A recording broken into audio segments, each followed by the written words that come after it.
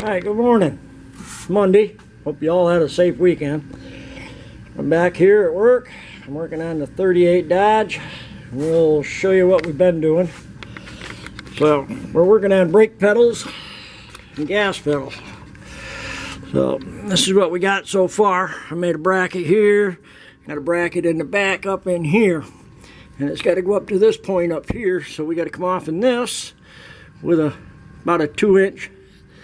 And then up to here.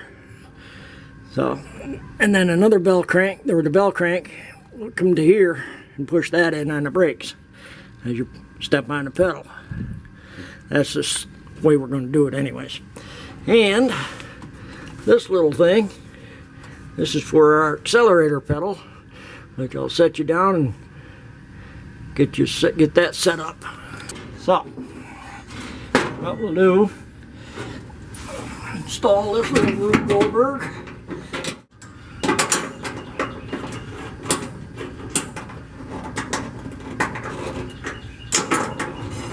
Alright, and that's the accelerator pedal. That's where the boss wants it, and that's where he's getting it. Clean it up a little. Alright, that part's done. Now the fun. I gotta get a measurement and start cutting stuff up. Oh, good. I'll get back to you guys. I gotta get a measurement of that from there all the way to the end. Because we got this here, we got the inside machine for these bushings. But I didn't cut it. Somebody else did. And they made it too long. So I got to shorten it up a tad. But I got to get some measurements to go by. So we got that done. I hope you can see it. Now I got to weld. Whoops. Got to weld one more on right there. And that'll take care of that. I think that's where I want that. Then we'll put that up in there like that. Get that tacked on. And the pedal will be done. Except for painting, greasing, and whatnot. Been a chore, but we got it all figured out. We're hoping it works. Alright, we're going to weld that up in there. Oop, better get the glove on.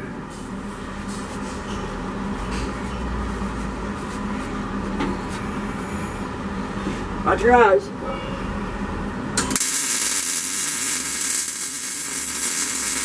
There.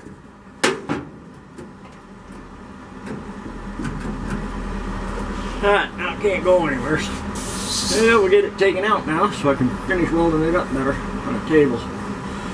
We're getting it 9/16. Yeah.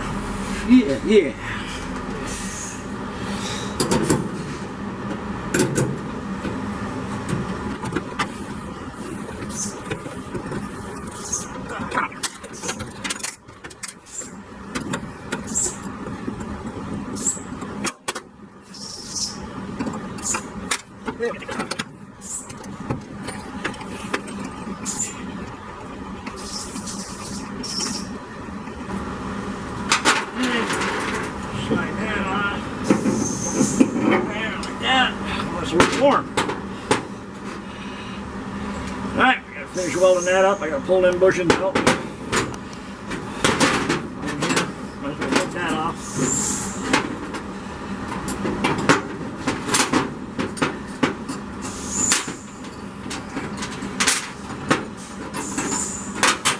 Okay, got it. Yeah, we gotta get these bushings out of here before I weld any more on it.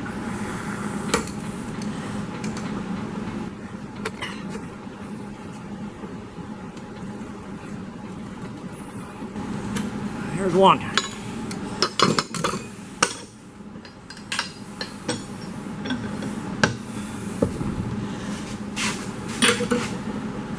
There we go.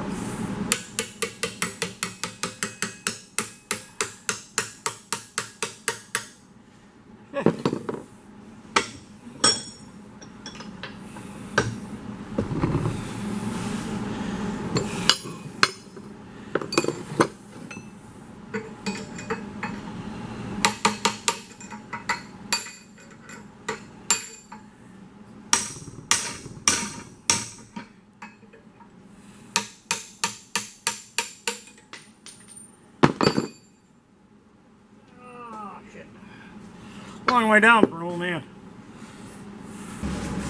Alright, we're going to get this welded up on both sides. And we'll put it all back in. See what we got then. Watch your eyes.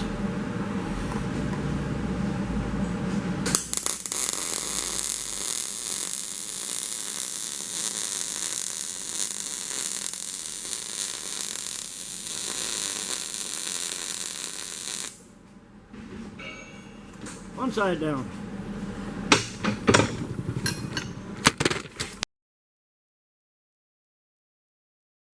Alright, get the other side welded.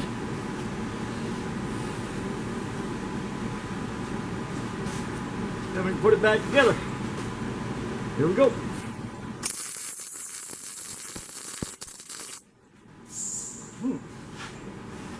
Uh-huh. That may take a little grinding now, because I screwed up.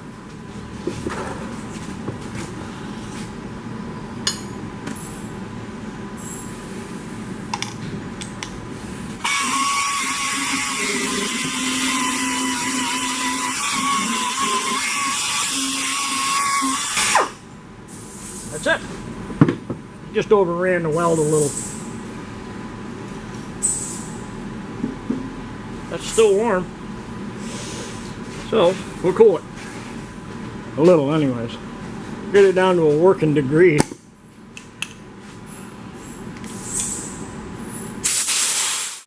Alright, we got it all back together. And function something like that. I'm not sure I like that, but it's a little sloppy because of what we used. We'll figure that out later. I'll go get the boss and see what he says.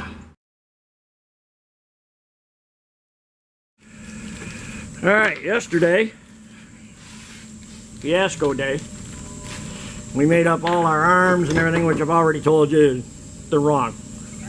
Plain and simple. So, what we got to do today, we got to make up new arms.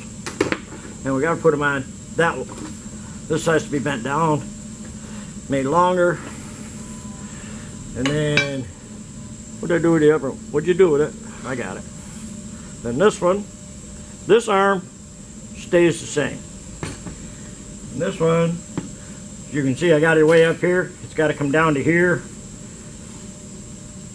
And we got to have from the center of this out to the center of this, which is 3 11/16. We've already measured it. So I got to make a new rod for here. A new rod for here, and that should do us. That gives us 1 3/8 of movement on this rod, which we have 1-inch bore master, and it has to move at least 1 1/8.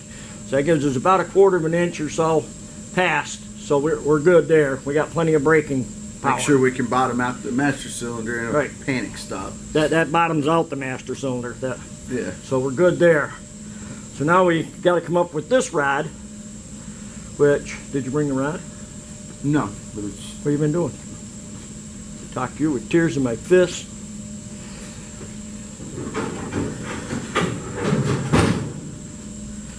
It's nice to be able to talk to your boss that way. Don't tell him I said that though. Alright, so now we got to come up with this rod. We're going to have heim joints. That'll be centered here, and another one there. And we got a piece of 3/8 rod. We're going to measure it, cut it, tap it. They're both right hand. Yeah, they're both right hand, but we have lock nuts. And we got lock nuts to go on them to hold it. So we'll make a rod, whatever length we got to have. Tap it, no, thread it. Thread it. And that should make us. That'll give us adjustment for this here.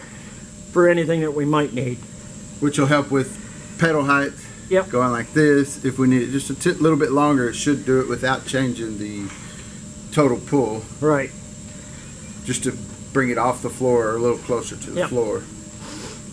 Now you may notice in these rods, we got all kinds of holes because we tried all kinds of angles.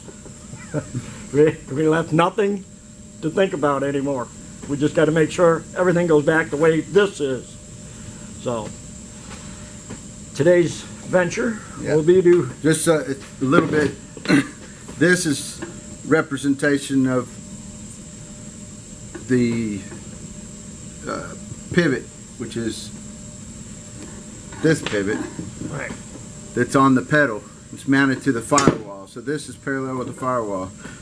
This is where our steer clear is in there, and that's why this is out here. The steer clear and the height is part of the reason we're having to do all this monkey motion, but it's going to work good, and once it's there, it'll all be solid and feel just like a regular brake pedal. So this kind of stuff's been done on race cars and everything else for hundreds of years. Yeah, I'm confident that you'll have plenty of braking power. Oh yeah. Yeah. So you're definitely going to outdo 1938 standards. You know, 1938 standards was push hard, yell, and hit brick wall. Yeah. Especially with the skinny tires and a no booster. Yeah. So we should be miles ahead of that. And while we were at it, we come up with this. This is the upper arm. So we know that it's got to be, we measured it, it's got to be, this angle is 113 degrees. Turn it over, this angle is 125 degrees. That's where we were making our mistakes. We didn't change our angles here and here. We put them on it fixed, assuming that they would go the same. Right. And they don't. The distance is the same, but the angles, I think it compounds the pull somehow, but I don't know the engineering behind that. So yeah, we don't have to know. All we got to do is know it works. Yeah, I actually looked up bell crank design yesterday afternoon, and there's rows of engineering figures and terms that I don't even know, as far as, you know, lambda this, delta that, and I was like, okay, we're doing it good with our little design here.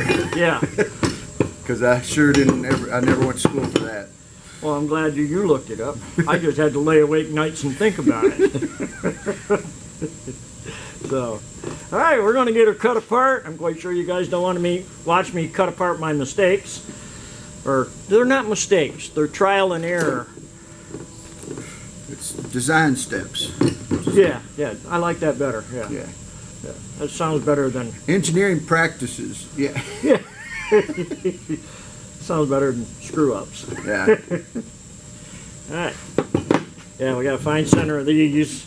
Yeah, Center of the hole. I got to knock that out. Yeah, we were way too long and way too short on either one of these. I got to knock that out, pull them bushings out so I can weld onto it again. Otherwise, it'll screw them up. Melt our stuff. Yeah. All right, I'll get this tore apart. Okay. Get everything cut. Good deal. And we'll start over. I love it. I may need your assistance later on. Oh, yeah. All right, guys. Thanks for watching. And remember, hit that like button. And subscribe. We need that subscribe. Oh, the battery going dead.